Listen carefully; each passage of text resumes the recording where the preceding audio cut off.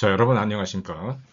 저는 철학사에서 나타난 독사와 진리의 관계를 한번 통사적으로 이렇게 설명을 해보도록 하겠습니다. 그래서 제목을 With 독사 and Against 독사, 즉 우리는 독사와 함께 그러나 독사에 거역해서 사고하는 법을 배워야 된다는 거죠. 이런 점에서 이제 철학은 현상을 구제하는 것이다, 이렇게 정의를 내릴 수 있을 것 같습니다.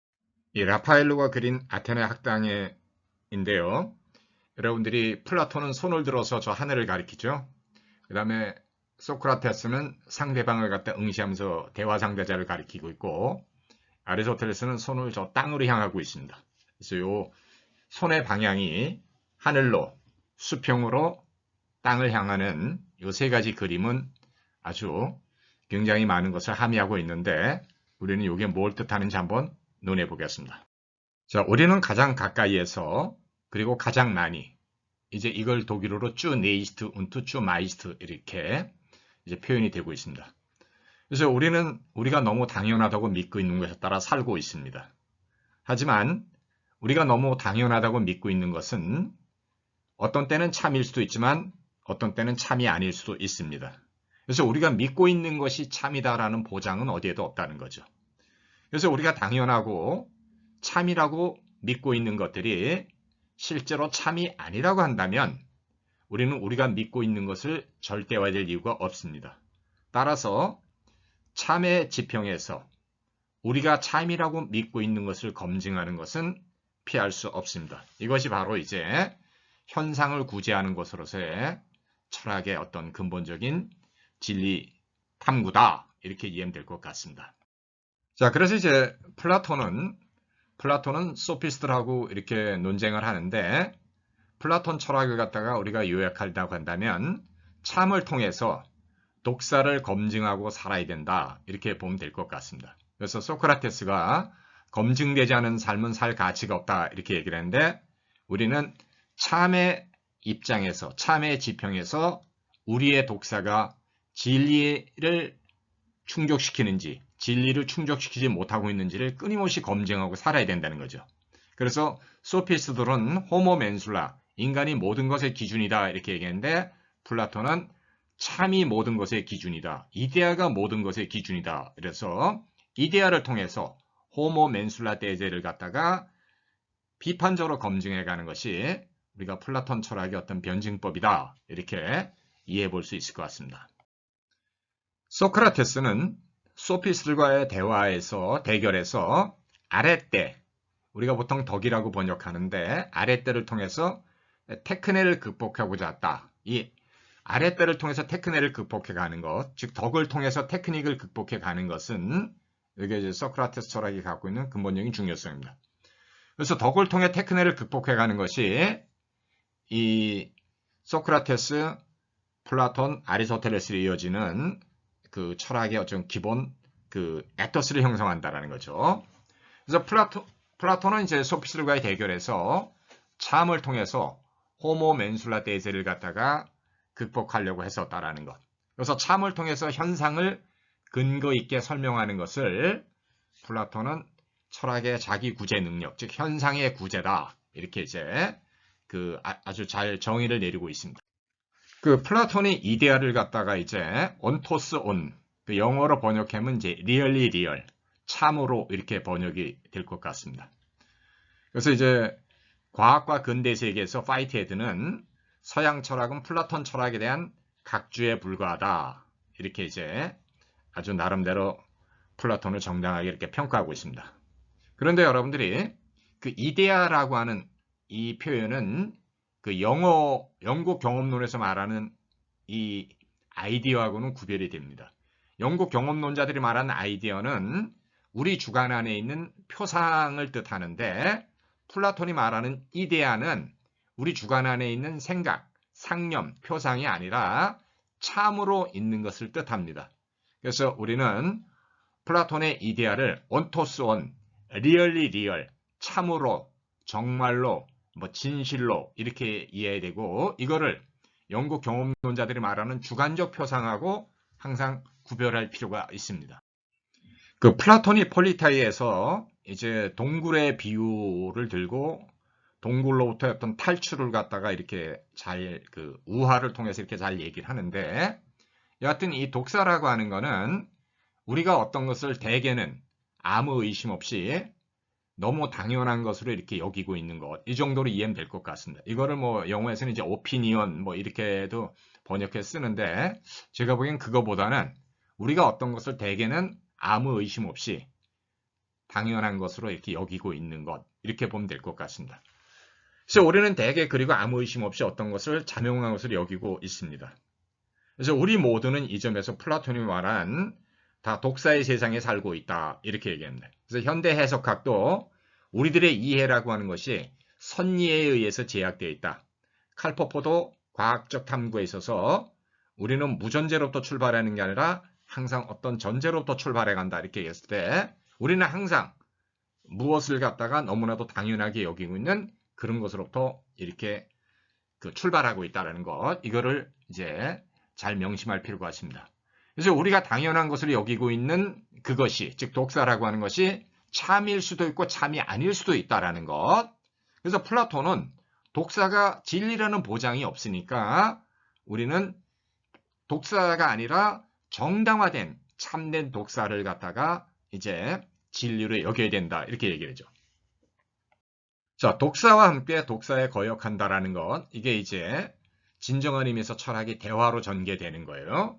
그래서 우린 틀린 독사, 예를 들면 뭐 지구는 평평하다, 태양이 지구를 갖다가 이렇게 공전하고 있다, 이렇게 2000년 동안 믿어왔었다, 이 뜻이에요. 그렇지만 이 모든 것들은 다 잘못된 독사, 틀린 독사라는 거죠. 그래서 우리의 믿음이나 독사는 틀릴 수도 있다. 우리가 믿었기 때문에 참이 아니라, 그렇기 때문에 우리는 우리의 믿음을 그것이 참된 것이라고 입증하지 않으면 안 된다는 거죠. 근데 이제 올바른 독사도 있어요. 그리스도는 이걸 이제 오르토독사다 이러는데, 뭐 지구가 태양을 공존한다. 오늘날은 뭐 너무 자명한 거지만 중세시대 때는 결코 자명하지 않았죠. 그래서 오르토독사, 이거는 올바른 독사고, 우리는 잘못된 독사하고 올바른 독사로 구별해야 된다는 거죠. 그래서 우리는 항상 독사와 함께, 그러나 독사에 거역해서 사고하는 법을 배우지 않으면 안 된다는 거죠. 그래서 우리는 우리의 독사가 참인지 거짓인지를 끊임없이 검증하고 살아야 됩니다. 자, 변증론, 우리가 다이얼로그, 다이얼렉틱 이렇게 얘기를 할 때 우리는 우리의 독사가 참인지 거짓인지를 구별하면서 살아야 된다는 거죠. 그래서 소크라테스가 검증되지 않은 삶은 살 가치가 없다, 성찰되지 않은 삶은 살 가치가 없다, 이렇게 주장할 수 있었고, 올바른 독사는 진리의 자격을 갖지만 잘못된 독사는 진리가 아니기 때문에 이거는 폐지해야 돼요. 그래서 우리는 독사나 판단, 그리고 우리가 주장하는 것들이 오류, 가상, 비진리에 노출될 수 있다는 것을 우리는 염두에 둬야 된다는 거죠. 그렇기 때문에 우리는 우리의 독사, 우리의 선판단, 우리의 진리 주장을 진리라고 단언해서는 안 된다는 거죠. 그래서 참의 기준에서 우리의 판단과 독사를 끊임없이 검증하지 않으면 안 된다는 거죠. 그래서 플라톤이 이데아를 통해서 호모 맨술라를 끊임없이 검증하려고 했듯이 우리는 우리의 독사가 진리의 자격을 충족하고 있는지 진리의 자격에 미치지 못하는지를 끊임없이 구별하고 살아야 된다는 거죠. 자, 그래서 이제 독일어로 다스주어 바르하이트 에어호벤의 피어 바르할텐, 즉 진리로 높여진, 진리로 고양된 독사가, 요게 이제 참된 진리의 조건이라는 거죠, 이게. 그래서 플라톤은 테아이터터스에서 독사가 아니라 검증된 혹은 정당화된 참된 독사가 진리의 자격을 지닐 수 있다, 이렇게 얘기합니다. 그래서 진리라고 하는 거는 그런 건 그렇다라고 말하고 그렇지 않은 건 그렇지 않다라고 말하는 것에 기초한다. 진리는 사태의 참에 따른다라는 거죠. 그래서 진리는 주관화의 위험에 저항한다. 이걸 우리는 명심할 필요가 있습니다. 자, 변증론은 이거는 하나의 대화를 뜻합니다. 그래서 우리는 독사와 리얼리 리얼한 걸 끊임없이 서로 대화를 시켜봐야 됩니다. 히틀러와 같이 고립되면 스스로 천재가 돼요. 이렇게 스스로 고립돼서 천재가 된 인간들은 본인만 망가지면 되는데 인류를 갖다 6천만 명씩이나 이렇게 망가뜨리게 했죠. 그래서 우리는 이렇게 히틀러라고 하는 인간을 철저하게 검증하고 살아야 된다는 거죠. 그래서 리얼리 리얼을 통해서 독사의 비진리, 가상, 오류를 극복하는 것이 이게 이제 철학이다. 그래서 플라톤은 이런 걸 갖다가 현상을 구제한다 이렇게 이제 얘기를 하고, 리얼리 리얼, 참으로를 통해서 독사를 극복해 가는 것이 현상을 구제하는 것으로서의 철학의 어떤 과제라는 거죠.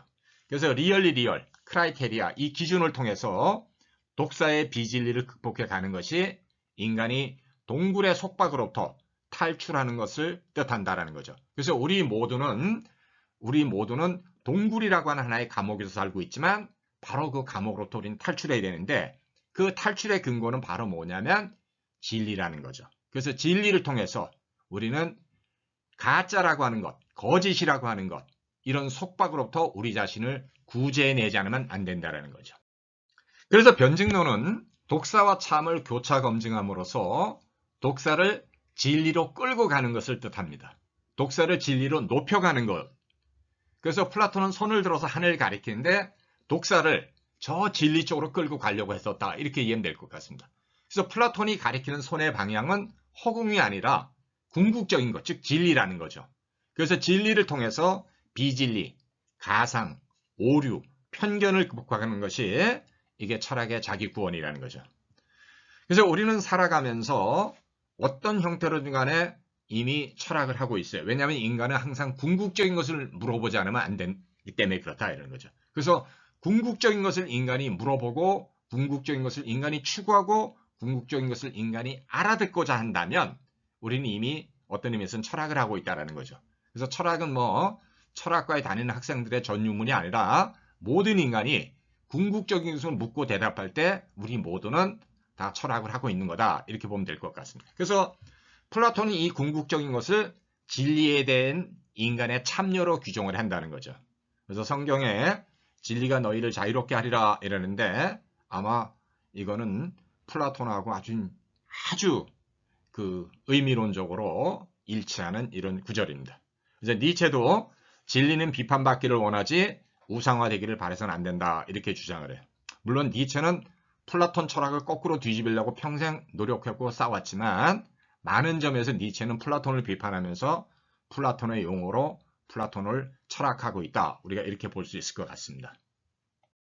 자, 플라톤의 이데아가 리얼리 리얼, 참으로, 이런 뉘앙스이기 때문에 철학이 이데아에 대한 참여다 이렇게 얘기할 때 철학은 이데아에 대한 열망이다, 이렇게 보면 될 것 같습니다. 그래서 이데아, 온토스온, 리얼리 리얼한 것, 이게 궁극적인 기준이다.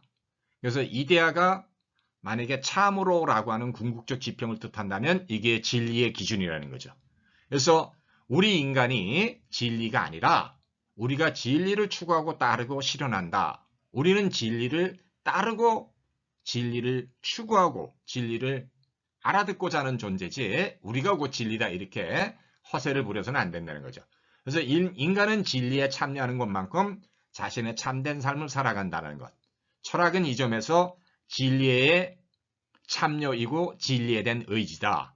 그래서 니체가 말한 힘의 의지는 그 플라톤이 말한 진리의 의지를 통해서 정화되고 승화되어야 된다, 이렇게 볼 수 있을 것 같습니다. 자, 우리는 본다라고 하는 것이 여러 가지 의미를 지니고 있는데 저는 여기서 이제 그 두 가지 의미만 이렇게 한번 설명을 하겠습니다. 자, 나는 책상을 본다. 이거는 우리 눈앞에 있는 책상을 갖다 우리가 감각적으로 보는 거죠. 자, 근데 나는 원자의 구조를 파악했다, 이렇게 얘기를 하지 나는 원자를 눈으로 봤다, 이렇게 얘기는 안 해요. 우리가 원자를 갖다가 눈으로 볼 수는 없어요. 광학현미경으로도 볼 수가 없고, 전자현미경, 그것도 해상도가 높은 전자현미경으로 봐도 희미하게나마 이렇게 파악이 돼요. 그래서 우리는 책상을 보듯이 원자를 볼 수는 없어요. 그러면 우리는 어떻게 원자를 갖다가 파악하고 알아듣고 원자에 대해서 얘기할 수 있단 말이냐, 이렇게 물어볼 수 있어요. 그래서 우리는 인사이트, 무엇의 안을 들여다보는 능력, 이런 통찰력, 해안이라든지, 그래서 감각적으로 파악될 수 없는 거를 파악해가는 인간의 이 근원적인 어떤 이 바라봄, 이것을 갖다가 우리는 무엇을 제대로 봤다, 이렇게 얘기를 해요. 그래서 우리는 원자의 구조를 갖다가 이제 알아내기 위해서는 오늘날 E는 mc제곱이라고 하는 에너지는 질량 곱하기 그 빛의 속도의 제곱과 같다라는 질량과 에너지가 만약에 등가 관계가 있다고 한다면 우리는 거대 강입자 가속기 안에서 두 개의 상반된 어떤 그 소립자를 갖다가 서로 반대 방향으로 이렇게 돌려서 이들을 갖다 빛의 속도로 가속시켜 가지고 이 가속된 어떤 이 질량이 이게 질량을 얻어가면 얘네가 둘이 그 원형 가속기 안에서 돌다가 충돌을 해요. 그럼 충돌한 그 장면을 가서 우리가 이제 원자는 이렇게 생겨 먹었구나. 그래서 양성자는 업 쿼크, 업 쿼크, 다운 쿼크로 되어 있고 중성자는 다운 쿼크, 다운 쿼크, 업 쿼크로 되어 있다. 근데 양성자는 플러스 3분의 2, 플러스 3분의 2, 마이너스 3분의 1이니까 플러스 1에 즉 강한 어떤 이 힘을 갖고 있고 중성자는 마이너스 3분의 1, 마이너스 3분의 1, 플러스 3분의 1이니까 0이에요. 그래서 전기적으로는 중성이에요. 그래서 우리는 원자가 이렇게 생겨먹었구나를 비로소 알게 된다는 거죠. 이거는 눈으로 볼 수 있는 게 절대 아니다라는 거죠. 그렇지만 우리가 인류가 이제까지 원자를 파악한 참된 기술에 따르면 이런 방법 외에는 없어요. 그래서 우리는 그 모든 실험과 관찰이라고 하는 것이 이렇게 이론에 의해서 인도되고 아인슈타인이 말하는 에너지하고 질량이 서로 등가 관계가 있다라고 하는 이런 것에 도움을 받지 못하면 우리는 입자 가속기 안에서 두 개의 그 소립자를 갖다가 이렇게 가속시킬 수가 없어요.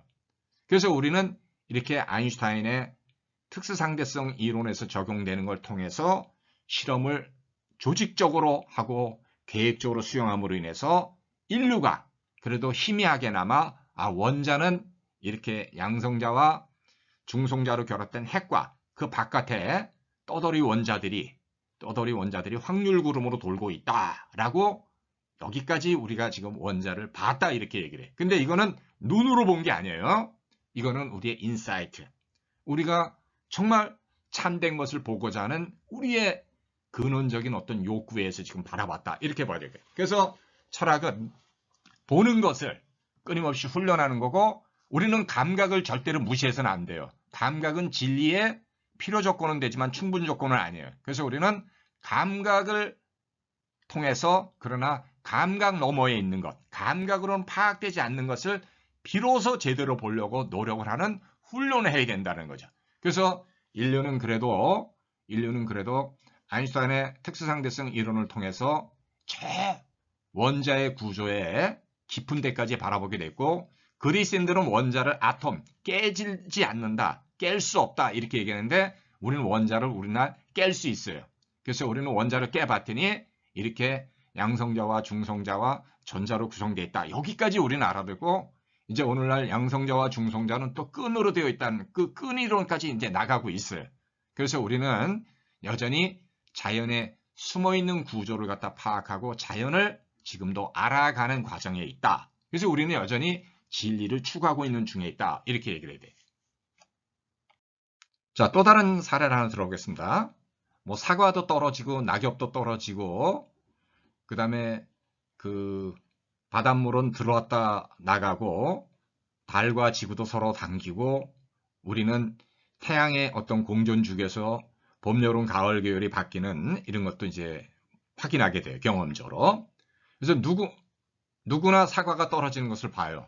하지만 사과가 떨어지는 진정한 근거 내지 이유를 보는 건 아니다 이 뜻이에요. 사과가 떨어졌다고 해서 사람들이 다 만륜력의 법칙을 발견해낸 것은 아니에요. 근데 뉴턴은 만륜력의 법칙을 발견해서 사과가 왜 떨어지는지 설명해 줄 수 있었다 이 뜻이에요 이게. 근데 우리는 사과가 왜 떨어지는지에 대한 이유를 본 건 아니에요. 사과가 떨어지는 건 우리가 볼 수 있을지 모르지만. 그래서 우리는 만륜력이라는 것 때문에 왜 사과가 떨어지고 또 왜 나뭇잎이 떨어지고 뭐 바닷물이 들어왔다 나갔다 하느냐 이런 거를 우리는 설명해 줄 수 있다 이 뜻이에요. 그래서 참된 것을 그것에 참이 있음에서 파악해가는 것이 우리 사고가 추구하고 지향하는 거다. 그래서 칸트도 우리의 지식은 경험과 함께 시작하지만 우리의 지식이 경험으로부터 다 나오는 건 아니다. 이렇게 이제 주장할 수 있었죠. 그래서 우리가 우리 인간이 법칙을 창조한 것이 아니라 우리 인간은 법칙을 발견할 뿐이에요. 뉴턴이 만류력의 법칙을 발견했다 이렇게 얘기하지 뉴턴이 만류력의 법칙을 창조했다 이렇게 하면 큰일 나요.